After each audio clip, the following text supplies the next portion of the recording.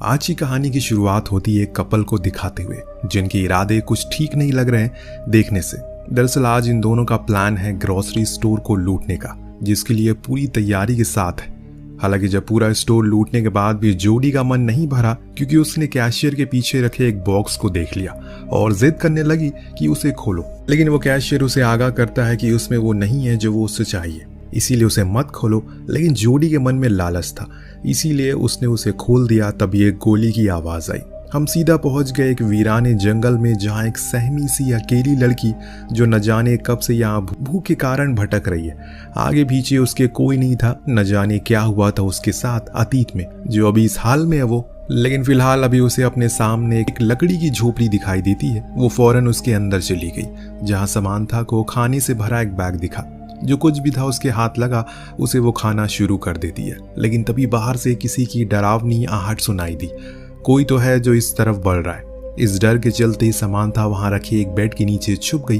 तभी वो शख्स अंदर आया। हाथ में उसके एक कुल्हाड़ी थी, पर वो कौन था ये हम नहीं देख सके। उसने अपने खाने का बैग उठाया और चुपचाप चल पड़ा। नीचे छुपी समांथा चुपचाप सहमी सी छुपी रहती है। जब कुछ समय बीत गया तो उसने निर्णय लिया कि अब उसे यहाँ से बाहर निकलना चाहिए, इसीलिए वो फौरन भागने का फैसला करती है। लेकिन तभी अचानक उसकी टक्कर उसी आदमी से हो गई जिसका नाम टॉम था। लेकिन वो उसे कोई नुकसान नहीं पहुंचाता, बल्कि वो तो उसकी मदद करता है। जो देख समांथा उससे माफी मांगती है कि उसने उसके बैग से खाना चुराया, क्योंकि वो 2 दिन से भूखी थी।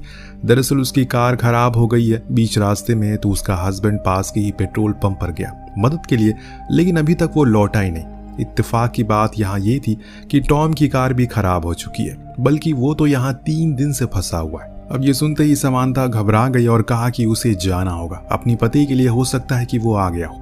तो टॉम भी उसके साथ जाता है, लेकिन वहाँ कोई नहीं था, इसीलिए दोनों वहाँ एक नोट छोड़ देते हैं। कुछ गर्म कपड़े लेकर वापस उसी झोपड़ी में आ गए। अब रात होने पर यहाँ का तापमान बहुत ज्यादा गिर जाता है, इसीलिए टॉम उसे कंबल ओढ़ने को कहता है, जो वो कार से लेकर आई थी।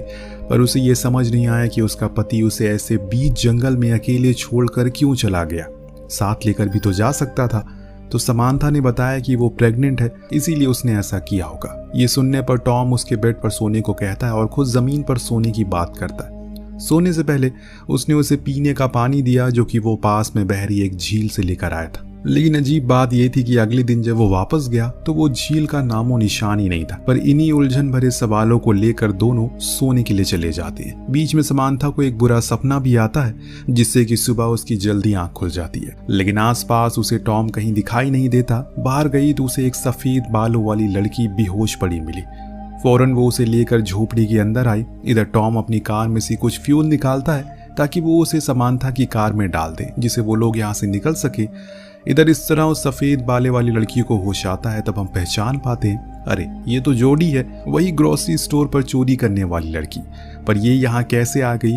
अब जब उसने समांथा को देखा, सोचा कि ये कोई गलत औरत है और ये जगह उसी की है। तो समांथा ने उसे पूरी दास्तान बताई, लेकिन अब भी उसे उस पर यकीन नहीं हो रहा है, इसीलिए गुस्से में वो झोपड़ी से बाहर चली गई। इस दौरान टॉम फ्यूल लेकर आ रहा होता है तो अचानक 2 बारी गोली चली, जिससे वो इतना ज्यादा डर जाता है कि उसके हाथ से वो फ्यूल गिर जाता है। उसने आवाज लगाई, क्या कोई आस पास है? पर यहाँ कोई नहीं था, इसीलिए वो वापस आ गया। उसने एक अनजान लड़की को समांथा के साथ देखा, जो असल में जोडी ही थी। उसने बताया कि उसके बॉयफ्रेंड के साथ उसकी लड़ाई हो गई, इसीलिए वो उसे यहाँ अकेला छोड़कर चले गया। पर अब उसे घर वापस जाना है। उसकी बातें सुन टॉम उसे यहाँ रहने के लिए मान जाता है, पर बदले में उसे भी उनके कामों में हाथ लगाना होगा। नेक्स्ट डे समांथा और उसमें अच्छी बातें होती है, जिससे कि अब उनमें दोस्ती भी हो जाती है। पर वहाँ टॉम की तो परेशानियाँ खत्म ही नहीं हो रही है। वो नोटिस करता है जितनी दूर वो अपनी लोकेशन से जा रहा है, उतना ही वो उसके करीब होता जा रहा है। यानी कि बार बार वो लौट कर उसी झोपड़ी के पास आ जाता है, जो चीज उसे बहुत ही अजीब लगती है। और इसीलिए वापस इन दोनों के पास आता और कहने लगा, ये जगह ठीक नहीं है, हमें यहाँ से चलना चाहिए। पर मुझे एक बात जाननी है, असल में तुम लोग जा कहाँ रहे थे और ये जगह कौन सी है, यहाँ किसी को पता है? तो समांथा ने कहा कि उसके पति ने बताया कि ये न्यू हैम्पशायर है। पर जोडी कहती है जगह तो डकोटा है। तो वहीं टॉम कहता है कि वो लॉस एंजलिस वाले रूट पर था। इन सब बातों के बाद अब ये समझ चुके हैं कि ये बहुत बड़ी मुसीबत में है, और इसीलिए टॉम ने मन बनाया कि वो लोग कल सुबह जितनी दूर जा सकते हैं उतनी दूर जाएंगे, ताकि किसी की मदद ले सके या फिर कुछ और तरीका निकाल सके इस जगह से बाहर निकलने का। रात होने पर जोडी और टॉम दोनों एक साथ एक बड़ा ही अजीब सपना देखते हैं। जिसमें उन्हें कोई इंजेक्शन लगा रहा है, और कुछ इसी तरह का समानता का भी था जिसमें वो दर्द से कर्रा रही है। खैर सुबह हुई तो ये लोग अपना सामान समेट कर चलना शुरू करते हैं। समानता और जोडी के बीच बातें होती है जिसमें वो उसे अपने अतीत के कुछ पन्ने साझा करती है, जैसे कि उसकी माँ उसे जन्म देते ही मर गई, तब से वो अनाथ आश्रम में पली बड़ी है। तभी अचानक उसके पैर पर एक चीज टकराई और वो गिर पड़ी। उसी समय उसके जेब से पैसों की गड्डी गिरी, जिसे देख टॉम अचंभित हो गया और जल्दी ही पूछा कि इतने पैसे तुम्हारे पास कहाँ से आए। जवाब में कहा कि ये उसकी खुद की सेविंग है जो उसने अपने बॉयफ्रेंड के साथ रखी थी, पर जाते टाइम उसने उसे ले ली। तभी समानता की नजर उसी चीज पर पड़ी जिसे जोडी टकराई थी। ये एक हैंडल था। जब टॉम ने अपनी कुल्हाड़ी से उसे तोड़ा तो वो असल में एक जर्मन बंकर होता है, जिसके अंदर सारी जंगी सामान रखे थे और कुछ कैन फूड भी थे जिस पर नाजी आर्मी का सिंबल बना था। यहाँ समानता बताती है कि उसके पिता पहले युद्ध लड़े थे, इसीलिए उसके घरों में ऐसे सामान काफी आते जाते रहते हैं। टॉम उन सभी कैन को बाहर लाता है और फिर दोनों को लेकर बाहर आता है, लेकिन परेशानी की बात ये थी कि ये फिर उसी केबिन के पास आ गए थे। अब इनके हिसाब से तो ये सीधा चल रहे थे, पर शायद इनके हिसाब से कुछ भी यहाँ चलने वाला नहीं है। अगले पल हम देखती हैं कि तीनों ही डिनर करते हैं। दिन दोनों लड़की आपस में बातें करती होती है तो जॉडी समानता से सच कह देती है कि वो चोरी करती है क्योंकि उसके अलावा उसके पास कुछ करने को नहीं है, वो पढ़ी लिखी नहीं है। समानता ने उसे गुजारिश की क्या वो उन पैसों को दोबारा देख सकती है जो उसने लूटे थे, क्योंकि इतने पैसे उसने आज तक कभी नहीं देखे। तो जॉडी खुशी खुशी उसे वो पैसे दिखा देती है, जो देख उसे हंसी आ गई क्योंकि ऐसा लगा कि वो मजाक कर रही है, क्योंकि उस पर स्टाम्प 1984 का था। उसके हिसाब से वो पैसे फ्यूचर के हैं, पर जॉडी ने कहा कि नहीं, वो 1984 ही में रहती है, लेकिन समानता के हिसाब से ये साल तो 1964 का है। अब ये सब कुछ बहुत ही अजीब था, यानी कि दो औरतें हैं, सेम जगह पर हैं, लेकिन डिफरेंट टाइमलाइन से, अलग अलग समय से हैं। अब जब टॉम आया तो उसे भी यही सवाल किया गया कि वो किस साल से है, तो वो कहता है कि वो 2011 से है। अब ये सुनने के बाद उन दोनों ने अपनी पूरी कहानी बताई। पहले तो टॉम को ये सब मजाक लगा, लेकिन उनके शब्दों के भारीपन को देखते हुए वो समझ गया कि जरूर कुछ तो गड़बड़ है। इतने में अचानक बाहर से गोली चलने की आवाज आई। कौन बार बार गोली चला रहा है? जब देखा गया तो पता चला कि वो कोई अनजान शख्स है जिसके हाथ में बंदूक है। इन्हें मदद की जरूरत थी, इसीलिए वो बाहर आया।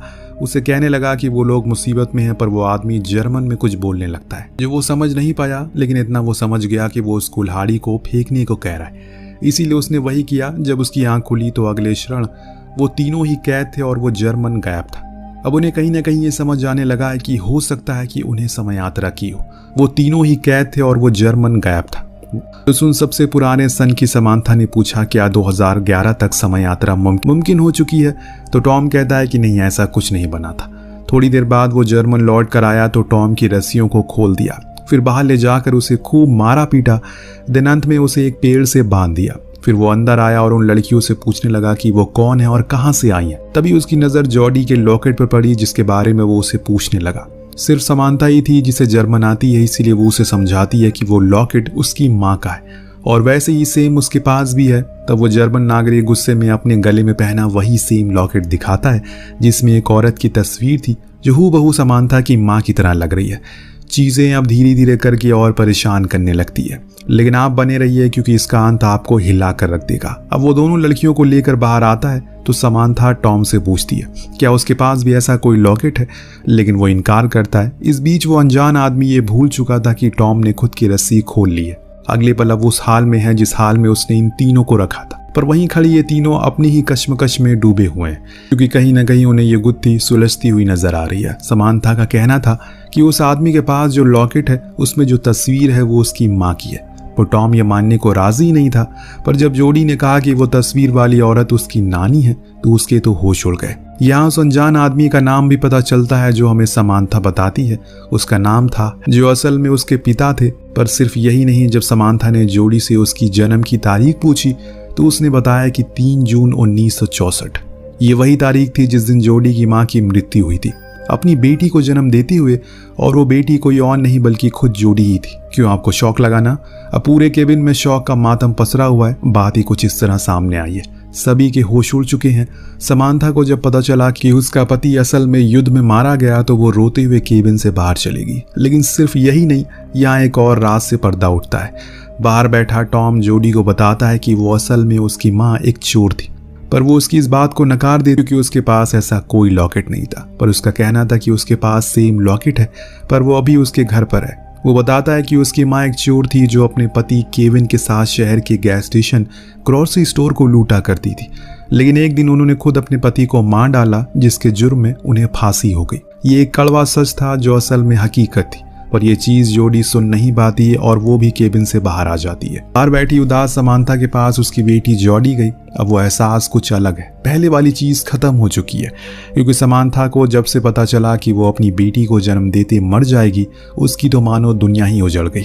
लेकिन वो खुश है क्योंकि उसकी बेटी जिंदा है और उसके नाना नानी उसका ख्याल रखेंगे बाद में।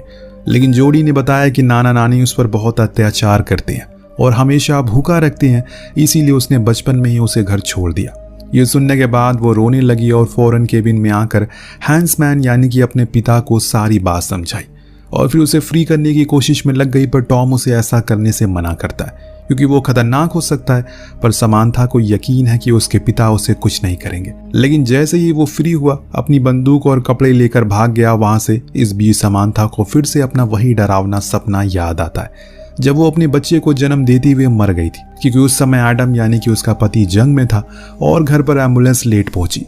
तो वहीं टॉम ने भी बताया कि उसने भी ऐसा कुछ सपना देखा था जिसमें वो उस फादर को शूट कर देता है जो उसका शोषण करता था और फिर उसके बाद खुद को भी शूट कर लेता है। वहीं आखिर में बारी आई जोडी की, तो उसे भी वही फांसी वाला दिन याद आता है। यानी कि तीनों को ये अभी पता है कि वो मरने वाले हैं और कैसे कैसे मरने वाले हैं ये भी जानते हैं, पर अभी मरे नहीं है। तो यानी कि ये तीनों अपना अतीत बदल सकते हैं, जिस चीज के लिए टॉम इन्हें फौरन उसी जर्मन बंकर में लेकर जाता है, क्योंकि उसका मानना था कि ये सब हैंसमैन की मौत के बाद से ही शुरू हुआ था। तो हमें सबसे पहले उसे रोकना होगा। समांथा ने बताया कि उसके पिता की मौत 14 मई को हुई पोलैंड में एक एयर स्ट्राइक में, और आज 14 मई थी और जिस जगह ये खड़े हैं वो पोलैंड ही है, यानी कि उनके पास मौका है। टॉम ने दिमाग लगाया और बताया कि अगर हैंसमैन की मौत नहीं होगी तो उसकी बीवी यानी कि समांथा की दूसरी शादी नहीं करेगी, जिसका मतलब ये होगा कि वो घर पर होगा और तब वो समांथा को लेबर पेन के दौरान हॉस्पिटल ले जा सकेगी। इसीलिए वो फौरन हैंसमैन को ढूंढने निकल जाता है जो केबिन में रेडियो से कनेक्शन बना रहा था, पर वो खराब था। तो समांथा ने उसे एयर स्ट्राइक के बारे में बताया, पर वो उसकी एक नहीं सुनता और भागने लगता है। तब टॉम उसे रोकने की भरपूर कोशिश करता है, लेकिन इसी में एक भयानक गलती हो जाती है। हैंसमैन ने गोली चला दी जो जाकर लगती है सीधा जोडी को। वो तो भाग जाता है, लेकिन ये दोनों घायल जोडी को लेकर केबिन में आते हैं। टॉम अब बहुत ही ज्यादा परेशान था, क्योंकि अगर जोडी मर गई तो वो कभी पैदा ही नहीं हो पाएगा। मुझे उसे किसी तरह करके रोकना होगा, इतना बोलकर वो हैंसमैन को पकड़ने के लिए चला जाता है। इधर समांथा अपनी बेटी को जिंदा रखने की पूरी कोशिश करती है, इसीलिए ईश्वर ने कभी किसी इंसान को ये ताकत नहीं दी कि वो खुद के अतीत को कल को देख सके, वरना वो कुदरत की बनाई चीजों से छेड़छाड़ करना शुरू कर देगा, जिसका अंजाम बहुत ही भयानक हो सकता है। टॉम ने हैंसमैन को ढूंढ तो लिया, लेकिन वो हर बारी उसके चंगुल से भाग जाता है। लेकिन उसे एक बात देखी, वो कहीं भी भागे बार बार उसी केबिन के पास आ रहा था, इसीलिए वो भी अब उसी केबिन के पास चला गया जहां अब दोनों आमने सामने थे। हैंसमैन उस पर कई गोलियां चलाता है, लेकिन एक भी गोली उसे नहीं लगती, क्योंकि अब टॉम का वजूद ही खत्म होता जा रहा है। जॉडी की आखिरी सांसों की तरह जैसे जैसे उसकी आत्मा उसके शरीर को छोड़ रही है, टॉम खुद का अस्तित्व खोता जा रहा है। और फिर एक पल वो भी आता है जब वो पूरी तरह से गायब हो जाता है, क्योंकि जोडी मर चुकी है। पर समांथा को अब ये देख अपने पिता पर बहुत गुस्सा आता है। उन्होंने खुद के साथ साथ अपने आने वाली पीढ़ी की भी जिंदगी को मुश्किल बना दिया। इतना सब कुछ होने के बाद अब जाकर हैंसमैन को उसकी बातों पर यकीन आता है। लेकिन अब क्या, अब तो बहुत देर हो चुकी है। आसमान में रशियन प्लेन नजर आने लगे हैं, इसीलिए दोनों ही भाग, लेकिन बॉम्ब गिरना शुरू हो चुके हैं, जिसे समांथा भी घायल हो चुकी है। लेकिन उसके पिता उसे उठाकर बंकर में आ जाते हैं। अब धीरे धीरे करके समांथा का वजूद भी खत्म होता जा रहा है, क्योंकि हैंसमैन ने खुद को बचा जो लिया, वो उस समय नहीं मरा जिस समय वो पहले मरा था। यानी कि अब सब कुछ सही हो जाएगा, लेकिन एक चीज अभी भी नहीं बदलेगी। वो क्या था आपको कुछ देर में पता लग जाएगा। सीन शिफ्ट होकर पहुंचता है फिर से उसी समय में जिसमें कहानी की शुरुआत हुई थी, लेकिन इस समय चीजें काफी बदली है। जोडी उसी ग्रोसरी स्टोर पर जाती है, लेकिन एक अलग अवतार में, एक अमीर और पढ़ी लिखी लड़की बनकर। लेकिन जब वो वहां से बाहर निकली तो उसे केविन दिखा, जो अपनी दूसरी गर्लफ्रेंड के साथ वही काम को अंजाम देने वाला है, पर एक नई गर्लफ्रेंड के साथ, जिसका मतलब ये है टॉम कभी पैदा ही नहीं होगा, क्योंकि जोडी केविन कभी मिले ही नहीं। और ऐसा इसलिए हुआ क्योंकि समांथा अभी जिंदा है, जिसे हम अगले सीन में देखते हैं, जिसके हाथ में अपने पिता की अस्थियां हैं, जिन्हें मान सम्मान के साथ उसने श्रद्धांजलि दे दी 1964 में। अंत में हम फिर से उसी स्टोर में देखते हैं जहां केविन की नई गर्लफ्रेंड अमेली ने सब कुछ लूट लिया, लेकिन अंत में उसकी भी लालच खत्म नहीं हुई और उसकी नज़र कैशियर के पीछे रखे उस बॉक्स पर पड़ी, जिसे खोलने को उसने कहा, लेकिन कैशियर ने उसे आगाह किया अगर वो अंदर गई तो अब कुछ भी नहीं सुधर पाएगा। पर वो नहीं मानी और बूम एक गोली चली, जिसके साथ ही कहानी का यही पर अंत होता है।